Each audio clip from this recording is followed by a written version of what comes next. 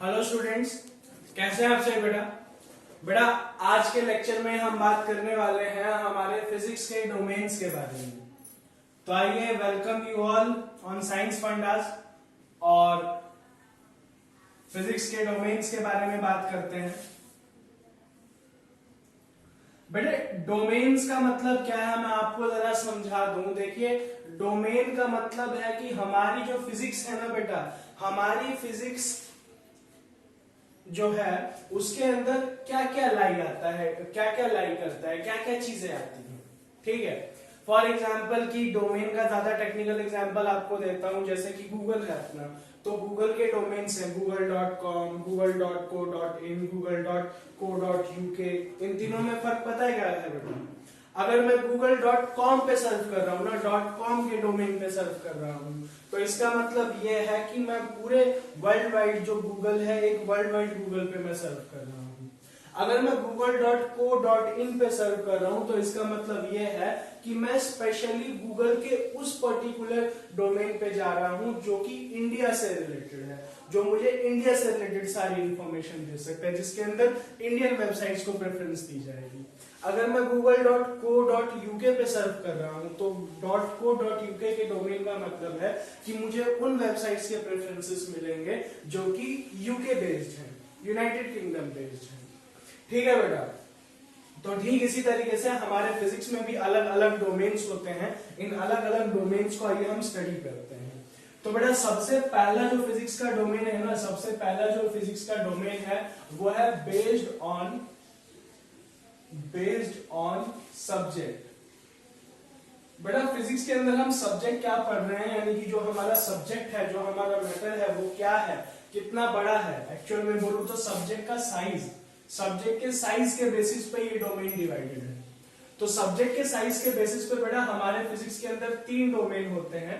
एक होता है मैक्रोस्कोपिक डोमेन, मैक्रोस्कोपिक डोमेन, एक होता है माइक्रोस्कोपिक डोमेन, और एक होता है मीजोस्कोपिक डोमेन।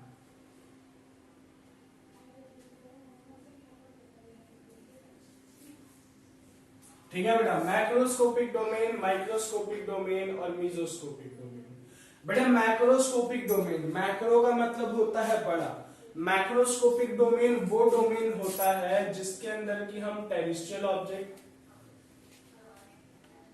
टेरेस्ट्रियल ऑब्जेक्ट मतलब कि हमारी लैंड, अर्थ, जो ह्यूमन बींग्स है, ये सारी चीजें, और एस्ट्रोनॉमिकल ऑब्जेक्ट्स।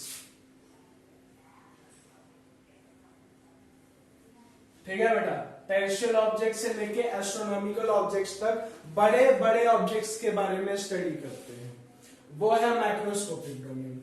माइक्रोस्कोपिक डोमेन के बारे में हम बहुत छोटी चीजें, एटम, मॉलिक्यूल, ठीक है, न्यूक्लियस, सब एटॉमिक पार्टिकल,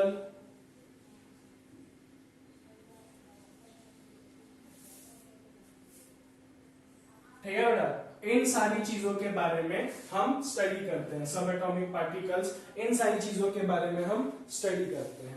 इसके बाद नेक्स्ट आता है मीजोस्कोपिक डोमेन। मीजोस्कोपिक डोमेन जो है बेटा, मीजोस्कोपिक डोमेन मैक्रोस्कोपिक और माइक्रोस्कोपिक के बीच में आता है। मैक्रोस्कोपिक डोमेन तो हो गया बहुत बड़े बड़े ऑब्जेक्ट्स के बारे में पढ़ना, माइक्रोस्कोपिक डोमेन हो गया बहुत छोटे छोटे ऑब्जेक्ट्स के बारे में पढ़ना। मीजोस्कोपिक डोमेन के अंदर हम 10, 100 या फिर 1000, ठीक है, 10, 100 या 1000 एटम्स या मॉलिक्यूल्स के बारे में पढ़ते हैं बेटा। मतलब कोई ऐसा सिस्टम, कोई ऐसी बॉडी जो कि 10, 100 या 1000 नंबर ऑफ एटम्स को या मॉलिक्यूल्स को मिला करके बनी है। ठीक है बेटा, तो यह है हमारा मीजोस्कोपिक डोमेन। चलिए आइए अब आगे बढ़ते हैं। अगला जो डोमेन है फिजिक्स का, वो डिवाइडेड है बेस्ड ऑन टाइम, टाइम के बेसिस पे। ठीक है, कि फिजिक्स जो है वो किस टाइम में, कितने टाइम में कैसे डिराइव हुई है, इस बेसिस पे हमारे पास फिजिक्स के दो डोमेन हैं। ध्यान से सुनिएगा, एक है क्लासिकल फिजिक्स और दूसरा डोमेन है हमारे पास मॉडर्न फिजिक्स। ठीक है बेटा, चलिए आइए ध्यान से समझिएगा इस बात को कि क्या डिफरेंस है क्लासिकल फिजिक्स में और मॉडर्न फिजिक्स में। बेटे क्लासिकल फिजिक्स फिजिक्स का वो डोमेन है जो कि 19th 20th सेंचुरी तक, ठीक है, 19th 20th सेंचुरी तक मोर देन 80%, मोर देन 80 या बोलूं तो 90% तक क्या हो चुका था, डिस्कवर हो चुका था। ठीक है बेटा, 19th 20th सेंचुरी तक। मॉडर्न फिजिक्स हमारे फिजिक्स का वो डोमेन है जिसकी की जो डिस्कवरी थी, जिसकी डिस्कवरी कब हुई थी, जिसकी डिस्कवरी बेटा हुई है आफ्टर और इन बिटवीन 20th सेंचुरी। ठीक है बेटा, 20th सेंचुरी के मिड में, 20th सेंचुरी के टाइम पे ये जो हमारे फिजिक्स का डोमेन है, फिजिक्स के इस डोमेन की डिस्कवरी हुई थी, मॉडर्न फिजिक्स की। ठीक है बेटा, तो क्लासिकल फिजिक्स और मॉडर्न फिजिक्स। क्लासिकल फिजिक्स वो फिजिक्स जो कि बहुत टाइम से, शुरुआती टाइम से, मैं आपको बताऊं बेटा, तो साइंस जो है, साइंस का जो डेवलपमेंट है वो बहुत अर्ली टाइम से, बहुत लंबे टाइम से चला आ रहा है। इसके अंदर कई सारे कंट्रीज, कई सारे कल्चर्स, कई सारे रिलीजन्स भी बोल सकते हैं हम, अपने अपने हिसाब से सबने डिवोट किया है, अपना टाइम डिवोट किया है, अपनी नॉलेज डिवोट की है, ठीक है, अपना फेथ डिवोट किया है बेटा। तो मेन जो साइंस के अंदर जो स्टेक होल्डिंग आई थी, मेन जो साइंस के अंदर एकदम ऐसे उछाल आया था, वो आया था 16th सेंचुरी से। 16th सेंचुरी से यूरोप के अंदर साइंस बहुत तेजी से डेवलप होना चालू हुई। यूरोपियन लोगों ने बहुत तेजी से काम करना चालू किया, चीजों को समझना चालू किया, और 16th सेंचुरी से लेके 20th सेंचुरी तक क्लासिकल फिजिक्स नाम की ब्रांच को डिस्कवर कर दिया। ठीक है, क्लासिकल फिजिक्स के अंदर बहुत सारे टॉपिक्स आते हैं, उनको हम अभी देखेंगे। और बाद में फिर ऐसा होने लगा कि क्लासिकल फिजिक्स जो था वो फेल हो रहा था, कुछ कुछ चीजों को एक्सप्लेन करने में तो प्रॉब्लम्स आ रही थी, मॉडिफिकेशन थ्योरी जो थी वो नहीं काम कर पा रही थी। तो क्या किया गया कि एक बिल्कुल नई ब्रांच बना दी गई, एक बिल्कुल नया डोमेन डिस्कवर कर दिया गया मॉडर्न फिजिक्स के नाम का।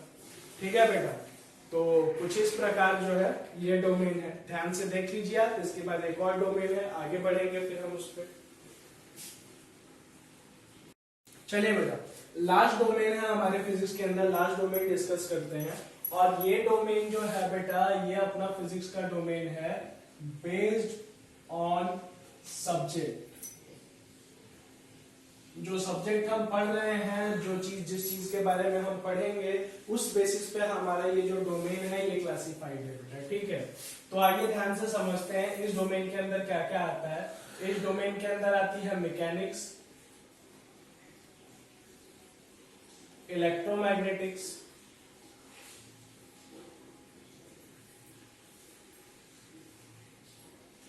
और आती है ऑप्टिक्स, और आती है थर्मोडायनेमिक्स,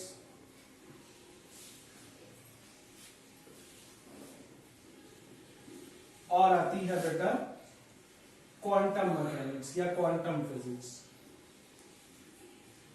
क्वांटम फिजिक्स या फिर क्वांटम मैकेनिक्स। ठीक है बेटा, आइए अब बात ध्यान से समझेंगे इनके बारे में। बेटा मैकेनिक्स क्या है? मैकेनिक्स हमारे फिजिक्स की वो ब्रांच है जिस ब्रांच के अंदर, मैकेनिक्स हमारे फिजिक्स की वो ब्रांच है जिस ब्रांच के अंदर हम किसी भी ऑब्जेक्ट, कोई भी ऑब्जेक्ट जो कि हमें दिख रहा है, हम उस ऑब्जेक्ट के मोशन के बारे में समझने की कोशिश करेंगे। उस ऑब्जेक्ट से जुड़े जो हमारे पास फिजिकल टर्म्स हैं, फिजिकल क्वांटिटीज हैं, उनके बारे में समझने की कोशिश करेंगे। ठीक है बेटा, इसके अलावा हम उस ऑब्जेक्ट के मोशन से जुड़े डायनेमिक्स को समझने की कोशिश करेंगे। बड़े डायनेमिक्स का मतलब कि ऐसा क्या हो रहा है जिसकी वजह से कि ऑब्जेक्ट में मोशन आ रहा है। ठीक, इन सारी चीजों के बारे में। इस मैकेनिक्स के अंदर हम क्या क्या पढ़ते हैं? तो बेटे मैकेनिक्स के अंदर हम किसी सॉलिड बॉडी का मैकेनिक्स पढ़ते हैं, और किसी लिक्विड या फिर किसी गैस का भी मैकेनिक्स पढ़ते हैं। अब बेटा लिक्विड और गैस को कलेक्टिवली हम क्या बोलते हैं, फ्लूइड बोलते हैं ना। तो लिक्विड या गैस से रिलेटेड जो हम मैकेनिक्स पढ़ते हैं उस मैकेनिक्स को हम बोलते हैं फ्लूइड मैकेनिक्स। तो हमारी जो सेकंड बुक है, सेकंड बुक का पहला चैप्टर ग्रेविटेशन हटा दीजिए, उसके बाद जो 3 चैप्टर्स हैं वो फ्लूइड मैकेनिक्स से रिलेटेड है। ठीक है बेटा। अच्छा आगे बढ़ते हैं, इलेक्ट्रोमैग्नेटिज्म। देखिए बेटा काफी सारे साइंटिस्टों ने इलेक्ट्रिसिटी के बारे में अलग अलग इन्वेंशंस किए, थ्योरी दिए। कुछ लोगों ने मैग्नेटिज्म के बारे में थ्योरी दी। बाद में मैक्सवेल ने ये कंक्लूड किया कि इलेक्ट्रिसिटी और मैग्नेटिज्म दो अलग अलग चीजें नहीं है, दोनों एक ही है। जहां भी कहीं इलेक्ट्रिसिटी होगी वहां मैग्नेटिज्म देखा जाएगा, और जहां भी कहीं मैग्नेटिज्म होगा वहां इलेक्ट्रिसिटी देखने को मिलेगी।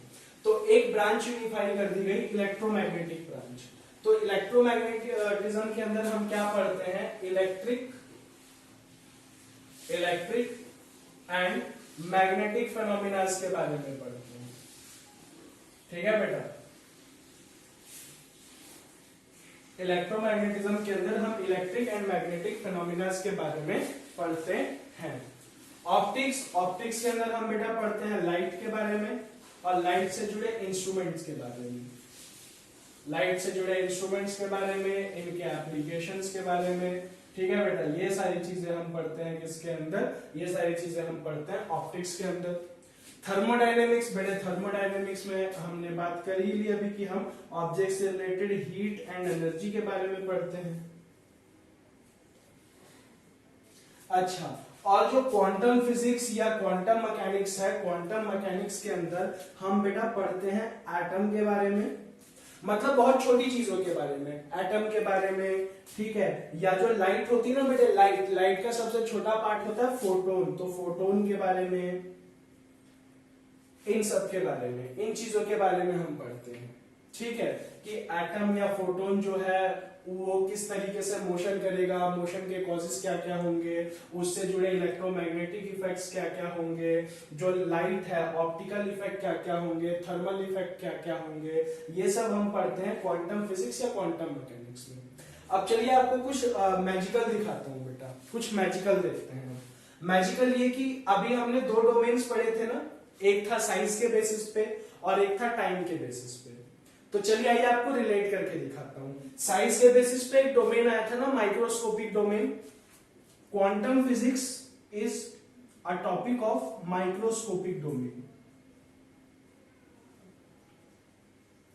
हुआ ये था, छोटी सी कहानी सुनाता हूं कि मैकेनिक्स जो है, मैकेनिक्स देन है सर आइजैक न्यूटन की। इसीलिए मैकेनिक्स को न्यूटोनियन फिजिक्स भी बोलते हैं, ध्यान रखिएगा। मैकेनिक्स जो है इसको न्यूटोनियन फिजिक्स भी बोलते हैं। ठीक है बेटा।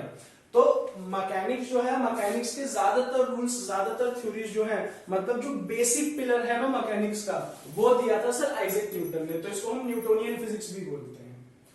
तो न्यूटोनियन फिजिक्स को जब हम एटम पे लगाने निकले ना, तो वो न्यूटोनियन फिजिक्स गलत साबित होने लगा। ठीक है बेटा, जब हम न्यूटोनियन फिजिक्स को एटम पे लगाने के लिए निकले तो वो गलत साबित होने लगी। इसके अलावा लाइट जो थी, लाइट के बारे में पहले से एक प्रिडिक्शन ये था, पहले से एक थ्योरी ये थी कि लाइट जो है वो इलेक्ट्रोमैग्नेटिक वेव से बनी हुई है। बट बाद में कई सारे लोगों ने कई सारे एक्सपेरिमेंट किए जिनसे ये पता चल रहा था कि लाइट वेव नेचर की नहीं है, लाइट पार्टिकुलेट नेचर की है।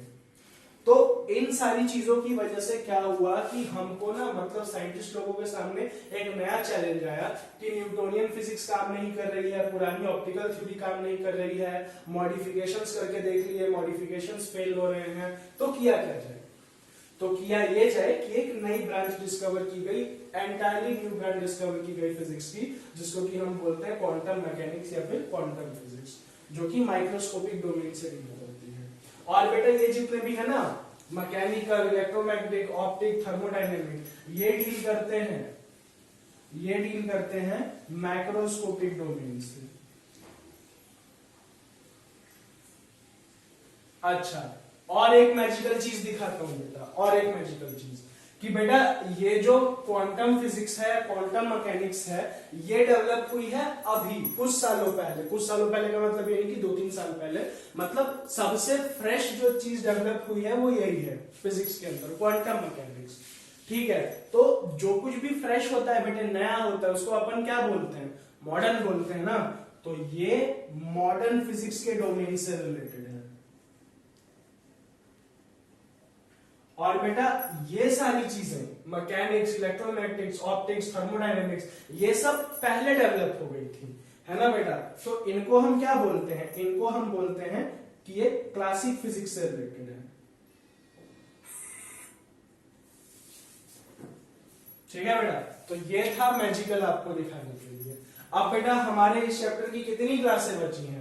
तो हमारे इस चैप्टर की सिर्फ एक क्लास बची है, जो कि होगी हमारी लास्ट क्लास, जिसके अंदर की हम, ठीक है बेटा, तो ये क्लास अपनी फिनिश होती है। और लास्ट क्लास जो है, अब लास्ट क्लास एक वीडियो लेसन अपना बचा है। उस एक वीडियो लेसन के अंदर हम जो फंडामेंटल फोर्सेस नाम का अपना एक टॉपिक है, तो फंडामेंटल फोर्सेस के बारे में बताऊंगा आपको कि क्या होते हैं और कौन कौन से हैं, किस तरीके से रिलेटेड हैं एक दूसरे से, तो वो हम पढ़ेंगे। और वो पढ़ने के साथ साथ अपना वो जो वीडियो लेसन है वो अपना पूरा पूरा फिनिश हो जाएगा। ठीक है बेटा, तो चलिए फिर मिलते हैं अगले वीडियो लेसन में। उसके साथ हमारा ये फर्स्ट चैप्टर जो है ये कवर अप हो जाएगा।